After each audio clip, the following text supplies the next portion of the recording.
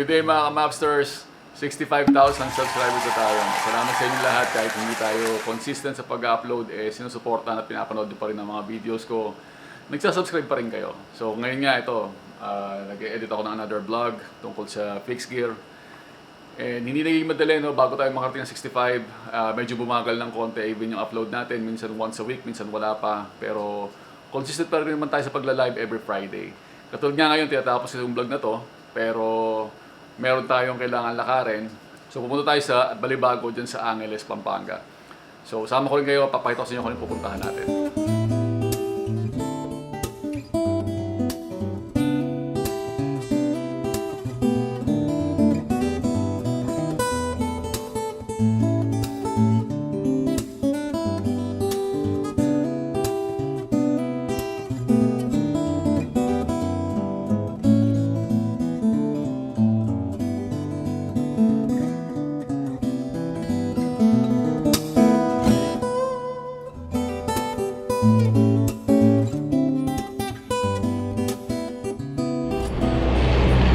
Pumunta tayo sa Chain Wheel Bike Shop, yung dating Arjan dito sa Balibago sa Angeles.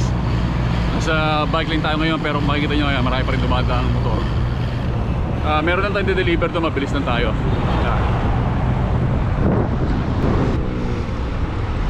Ang goal ko talaga ngayon 2023 is magkaroon ng 100,000 subscribers bago matapos yung taon. Pero as you can see, November na ngayon, konti na lang, tapos na yung taon. Short tayo ng 35,000 kasi 65,000 pa lang yung subscribers natin. Pero talaga, nagkaroon ng maraming pagbabago sa buhay ko. Natigil yung pagkagawa natin ng content. Pero I could say na nag-improve na pa rin naman yung buhay ko kahit na hindi ko na-achieve yung goal ko when it comes to subscriber count. Kasi talaga medyo mahirap na mag-vlog ngayon. Napakarami ng influencers din, napakarami ng vloggers. Halos lahat nga nagbablog na. Nagkakatalo lang yan kung ano yung may offer nyo. Ayoko talaga sanang pag-TikTok kasi parang ang goal ko nun, ayoko ng lahat ng social media meron ako. Gusto ko nakafocus lang ako sa YouTube. Pero dahil kailangan mo na rin mag-TikTok para papadami ng followers, kailangan ginawa ako mag-TikTok. And I can see na mas madali magkaroon ng followers sa TikTok kasi marami siyang audience. Yun nga lang yung attention span ng mga tao sa TikTok, mabibilis lang, maiksi lang. Hindi mo na nga kailangan pakilala yung sarili mo pag gumawa ka ng content. Kailangan paggawa mo ng content sa TikTok, tuloy-tuloy para hindi mawala yung attention nila. Dahil ganun ang platform ng TikTok maiksi ang video, mabilis ang video, pang-agaw ng attention. Pag hindi ka nakapansin, mag-swipe lang sila, hindi sila mag-follow sa'yo. Pagdating naman sa YouTube, syempre mas mahirap makakuha ng followers or subscribers. Kung makapansin nyo, ang dami-daming influencer na maraming followers sa Facebook at sa TikTok. Pero pagdating sa YouTube, nahihirapan sila. At yung reason doon isang YouTube, pang mga mahahabang content o yung tagang pinanonood. Dahil ka na pinanonood sa YouTube, pinanonood ka sa mga smart TV or sa television talaga. Kailangan entertaining talaga yung pinapakita mo and pang mabahabaan, hindi pang mixing video lang. Which mas mahirap, mas challenging.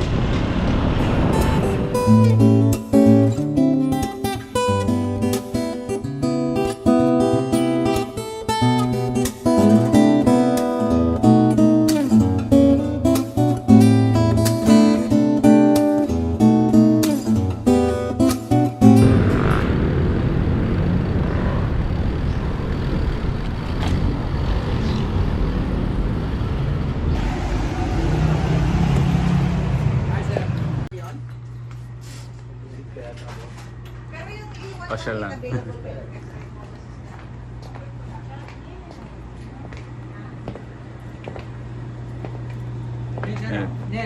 Ito na, tingnan natin ka idol.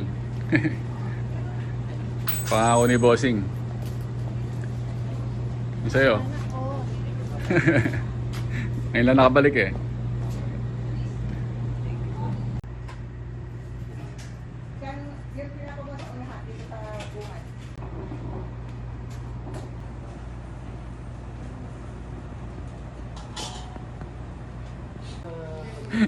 Inaamoy-amoy pa yung epektos nyo. Walang amoy, sir. Walang amoy pero Hookless hookless na rin.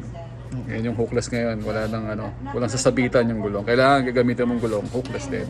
Hindi pwedeng hindi hookless. Bibitaw. boss na. Kung alam niyo pa yung bike ko na Pardus, doon ko binili yun sa Arjan Bike Shop pa dati. Ngayon chain wheel bike shop na. And speaking of naaalala, kung naaalala nyo, dito tayo nakatira dati. Napanood nyo ba yung vlog ko nung dito pa ako nakatira?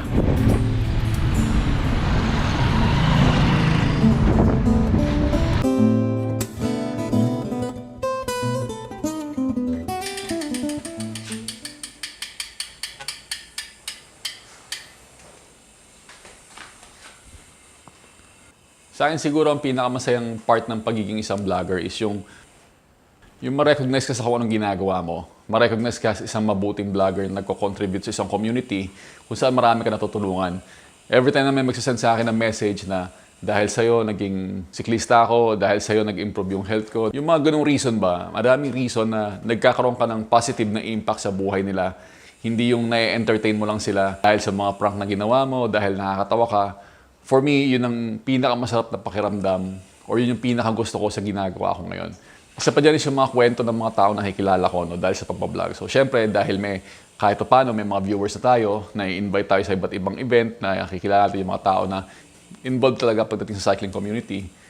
Siguro, masarap din na makilala ko sila and makwento nila yung kwento nila, story ng business nila, story ng mga nangyayari nila, na experience nila.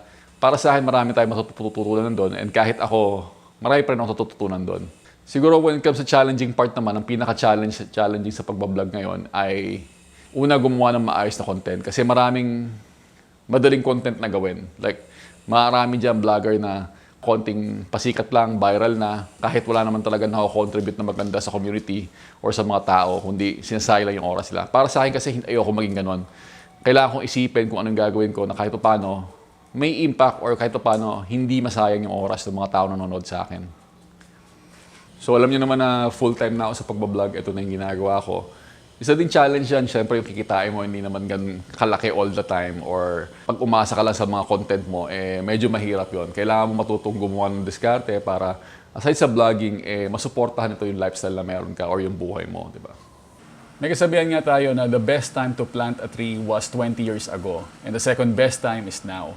Kung iniisip nyo na mag-umpisa mag-vlog or magawa ng mga content, now is the best time na mag-umpisa. Hindi siya magiging ganun kadali, kailangan ng time. Kasi katulad sa akin, inabot ng ilang taon din bago mag-pick up yung views. But kung magiging consistent kayo, lahat naman tayo ay may chance and opportunity. Isa pa yun sa gusto ko sa pagiging vlogger or pagiging content creator is lahat tayo may equal opportunity sa paggawa ng content. As long as meron kang cellphone and camera, makakapagawa ka ng videos and contents. Hindi nyo ba napapansin, sobrang dami na naging successful na vlogger na nag-umpisa sila gamit lang yung simpleng cellphone nila. Ibig sabihin niyan is ikaw din na nanonood ng video na to, meron ka rin chance na maging content creator or gumawa ng mga vlogs. Yun. Depende na lang sa pagiging creative mo. Hindi to imposible, pero hindi rin magiging madali. So asahan nyo na magiging kakaroon kayo ng mga challenges and kailangan nyo paghirapan bago nyo ma-achieve yung mga goals nyo sa pagiging vlogger, YouTuber, or content creator.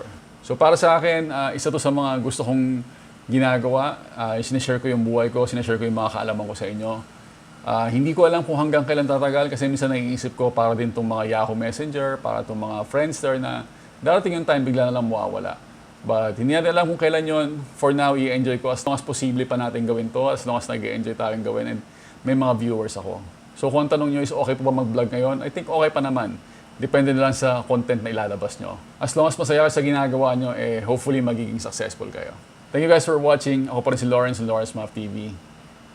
Go vegan!